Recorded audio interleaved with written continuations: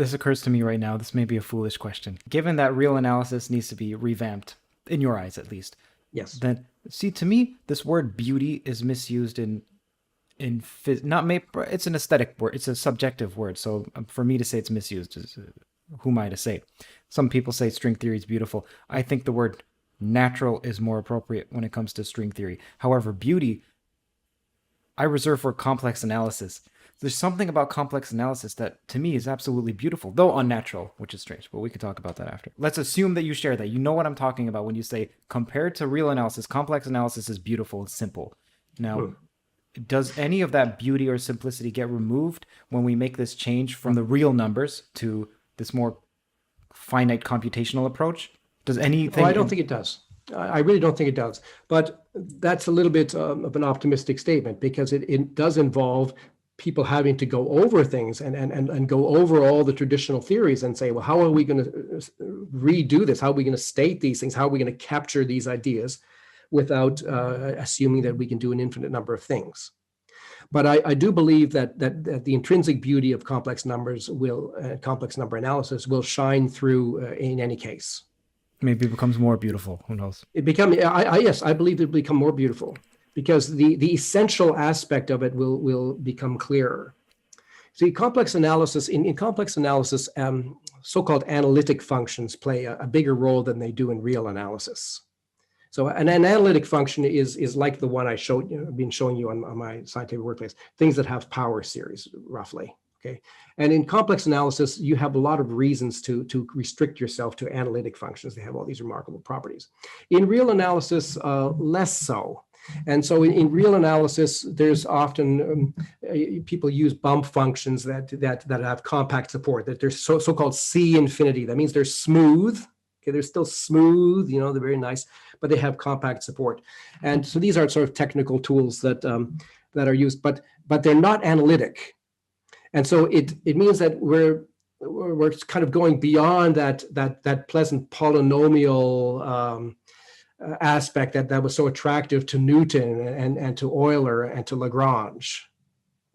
So that's a kind of a difference between the real analysis and the complex analysis. I think that we can appreciate that the complex analysis sort of has this more natural analytic aspect, which is very important. Like in my algebraic calculus course, where I'm trying to sort of redo calculus, this polynomial orientation is a key kind of thing. We really want to understand the polynomial story as a stepping stone to the analytic story, and that's really where the main interest lies.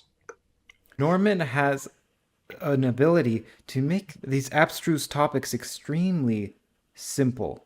It's not an easy task.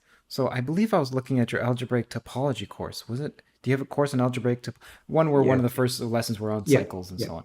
And I was just thinking, man, that's remarkably simple. And maybe you don't. I don't know if you see that, but I'm sure you get the feedback that this is made clear. It's lucid.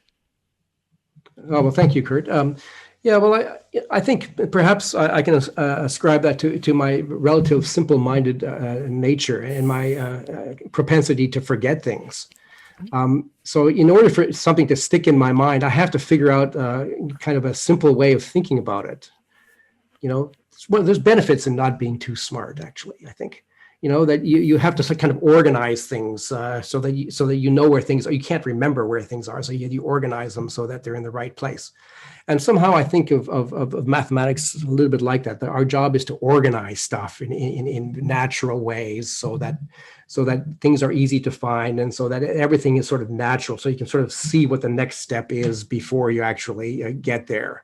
I'm not a big fan of brilliance, actually. I don't think math should be one sequence of brilliant things after the other. I think that's a misrepresentation. I think what we really want to aspire to is something that's so simple and everything's laid out and it's completely obvious. And, I know exactly what he's going to say now, that kind of thing. That's what we can aspire to. But of course, it's not so easy. But okay, now speaking about analysis, I would like to get back to that quickly. There's a field called non-standard analysis. Do you have gripes with that field? And if so, what are they? Look, I have a lot of sympathy for that field, but I also have some reservations also. So non-standard analysis, we can trace that back to Leibniz and Newton, with differentials and infinitesimals. And in some sense, people have been trying to get past the 17th century objections that people had to the calculus for a long time. And that's one way of doing it.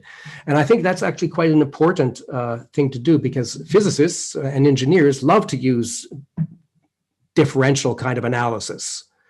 We have this is sigma, and then we change it by d sigma. So now we have sigma plus d sigma, and then you treat d sigma as a small but non-zero infinitesimal object effectively. So I have my own take on this. I've talked a little bit about this, I think, in my famous math problems series, constructing infinitesimals or something. There's algebraic ways of doing that, and it's basically using matrix theory. So and we're talking about extending number fields, extending the number system, so we have square roots of things. Well, similarly, you can extend number systems so that you can create infinitesimals. And from my view, this is the right way of thinking about infinitesimals. They're objects that you create out of matrices, typically nilpotent matrices that have the property that their square is 1 or their cube is 1 or some such thing. And, if you do this in the right way, then it becomes very understandable and cut and dry. There's nothing mysterious about it anymore. So I have a lot of sympathy with the non-standard analysis approach. However, the actual non-standard analysis approach, which is based on set theory and ultra filters and so on and so forth, those concepts are beyond what I would consider as something I'm comfortable with. You're not a fan of set theory. Now, I understand the axiom of choice, but you're not a fan of ZF. No, I'm not a fan of ZF at all. Okay. Outline to the audience why, please. Well, my view is that I know there's a 20th century view that mathematics is based on axioms.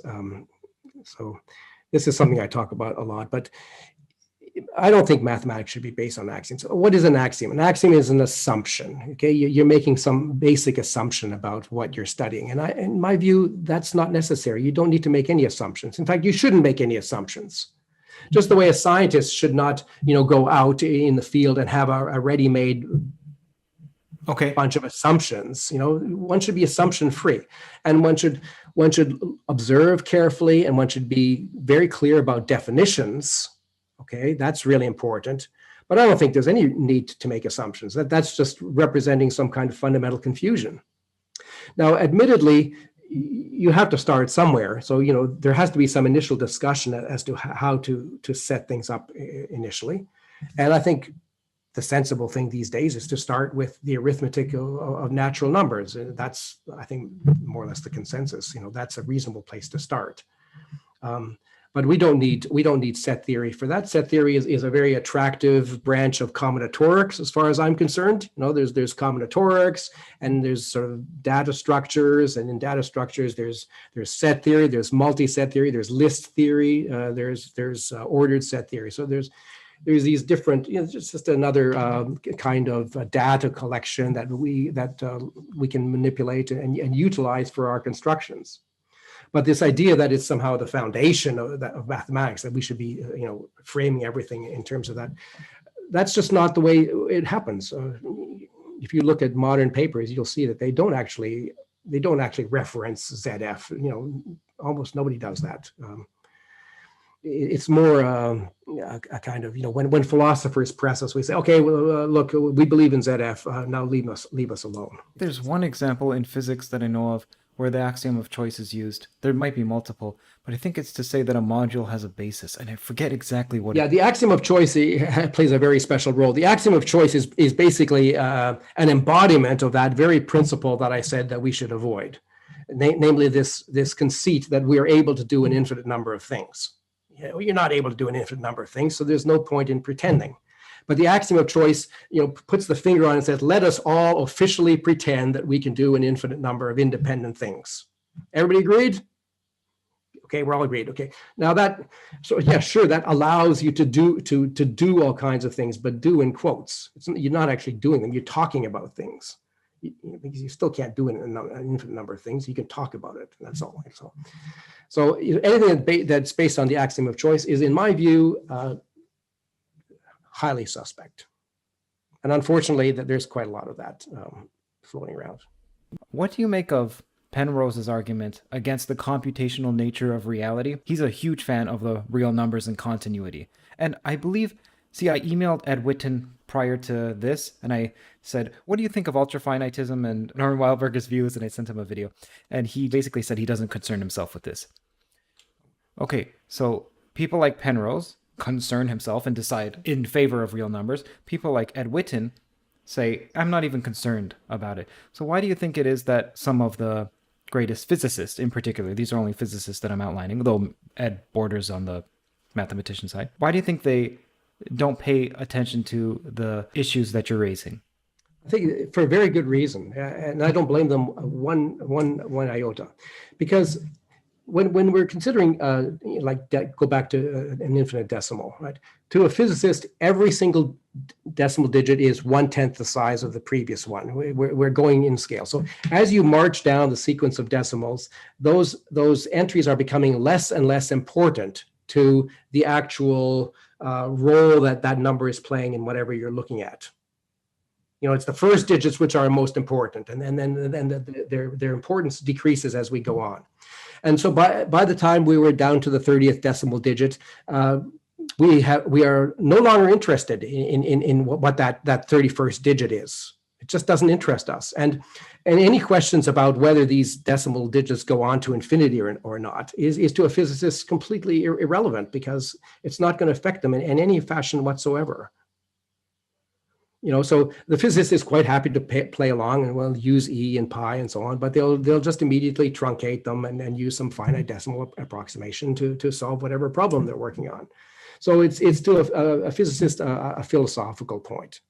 So I completely see why Ed Witten doesn't concern himself with such things.